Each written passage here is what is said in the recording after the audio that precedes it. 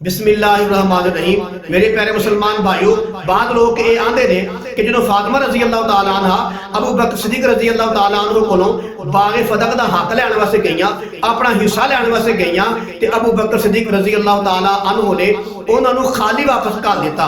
ते जेड़ा नबी दी बेटी नूं अली दी बीवी नूं खाली वापस कर ले, कोई मुनाफिक कहन लग पैंदा है, कोई अल्लाह माफ फरमाए काफिर कहन लग पैंदा है। इत्थे फिर पैंतरा बदल के ते ए जी उन्हां खाली वापस कर लिया, इत्थों को गालां कढणियां शुरू कर देंदे ने। उन्होंने ये नहीं पता कि जिन्हों गाल पे करने नबी दा बाप लगदा है। चलो ये मैं अगे भी गल कीती है, तवज्जो फरमाओ।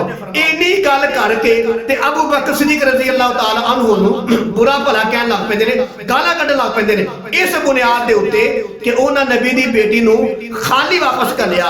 मैं पूछना चाहना वां, जेड़ा अपनी बेटी नूं या नबी दी बेटी नूं खाली वापस कर छड़े या फातिमा रज़ी अल्लाह तआला अन्हा नूं खाली वापस कर ले, अल्लाह माफ फरमाए क्या वह बेईमान हुंदा है, या अल्लाह माफ फरमाए वो इस्लाम तो फिर जाता है, या अल्लाह माफ फरमाए उन्होंने अल्लाह माफ फरमाए अस्तगफिरुल्लाह माज़ अल्लाह उन्होंने काफिर कहना चाहिए या उन्होंने बुरा भला कहना चाहिए। अगर जी यही गल है कि फातिमा रज़ी अल्लाह तआला अन्हा नूं अगर कोई वापस कर ले तो वो गलत हुंदा है। तो तवज्जो फरमाओ, हसन अल्लाह यारी तुम कान खोल के सुन ले, मौलवी फजल हमदर्द तुम कान दी खिड़कियां खोल के सुन ले, सारे रास्ते कान खोल के सुन लवो कि अगर फातिमा रज़ी अल्लाह तआला अन्हा नूं अगर कोई खाली वापस कर ले तो भैड़ा हुंदा है। दसो जरा मैनूं, जदों कि गज़बे दे अंदर माले गनीमत आया सी, लौंडियां आईयां सन, गुलाम आए सन, सोना चांदी आया सी, ते अली रज़ी अल्लाह तआला अन्हु ने अपनी बीवी फातिमा रज़ी अल्लाह तआला नूं कलिया कि फातिमा जाओ जाके अपने अब्बा जी को जाओ, उन्हां कोल माले गनीमत च लौंडियां आईयां ने, गुलाम आए ने,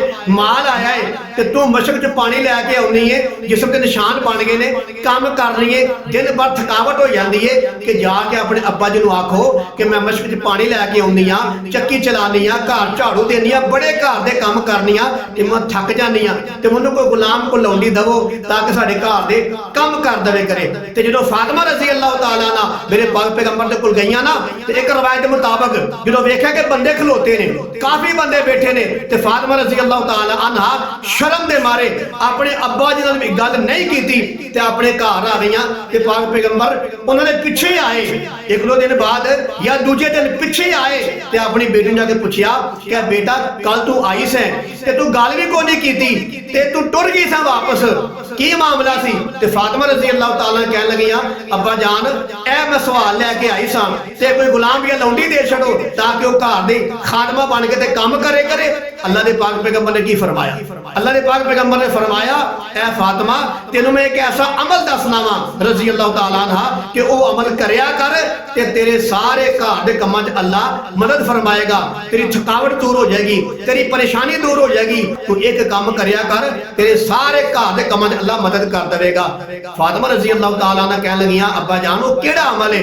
अल्लाह दे पाक पैगंबर ने फरमाया फातिमा रज़ी अल्लाह तआला अन्हा हर नमाज तो बाद 33 मरतबा सुभान अल्लाह, 33 मरतबा अल्हम्दुलिल्लाह ते 34 मरतबा अल्लाह अकबर कह लिया कर ते एदी बरकत नाल अल्लाह ताला तेरी थकावटां दूर कर दे करेगा, तेरी परेशानियां दूर कर दे करेगा, तेरे सारे घर दे कामां अल्लाह मदद करे करेगा। ते फातिमा रज़ी अल्लाह तआला अन्हा अपने अब्बा जी कोलों ए अमल लैके ते वापस आ गईयां सन। ओड़ा माल लैण गईयां ना खादम नौकरानी या कोई लौंडी, ते उस तो खाली वापस आ गईयां हन।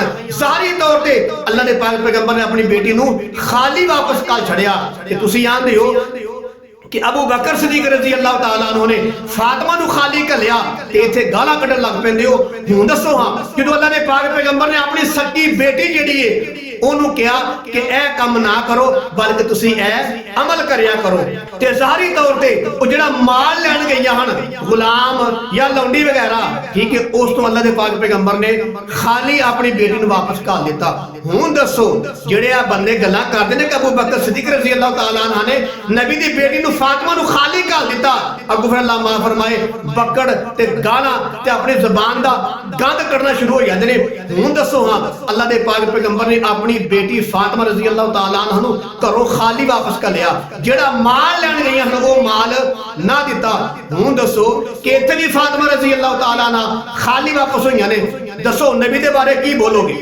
ਤੁਸੀਂ ਆਂਦੇ ਹੋ ਕਿ ਜਿਹਨੇ ਫਾਤਿਮਾ ਰਜ਼ੀ ਅੱਲਾਹ ਤਾਲਾ ਨੂੰ ਖਾਲੀ ਘੱਲਿਆ ਅੱਗੇ ਬੁਰਾ ਭਲਾ ਕਹਿਣ ਲੱਗ ਪੈਂਦੇ ਹੋ। ਹੁਣ ਅੱਲਾਹ ਦੇ ਪਾਕ ਪੈਗੰਬਰ ਨੇ ਫਾਤਿਮਾ ਰਜ਼ੀ ਅੱਲਾਹ ਤਾਲਾ ਅਨਹਾ ਨੂੰ ਆਪਣੇ ਘਰੋਂ ਖਾਲੀ ਘੱਲਿਆ ਹੈ। ਹੁਣ ਦੱਸੋ ਇੱਥੇ ਕੀ ਬੋਲੋਗੀ? ਬੋਲੋ ਹਾਂ ਜ਼ਰਾ, ਪਤਾ ਲੱਗੇ ਤੁਹਾਨੂੰ ਕਿ ਤੁਹਾਨੂੰ ਫਾਤਿਮਾ ਰਜ਼ੀ ਅੱਲਾਹ ਤਾਲਾ ਨਾਲ ਕਿੰਨੀ ਮੁਹੱਬਤ ਹੈ, ਕਿੰਨਾ ਪਿਆਰ ਹੈ। लेकिन याद रखियो अबू बकर सिद्दीक रज़ी अल्लाह ताला अन्हा उन्हें भी खाली वापस नहीं घलिया और अल्लाह के पाक पैगंबर ने भी खाली वापस नहीं घलिया। लिहाजा ए बहाना बना के कि अबू बकर सिद्दीक ने खाली वापस घल छड़िया है, ए बहाना बना के बुरा भला कहना ये मुसलमानों का काम नहीं।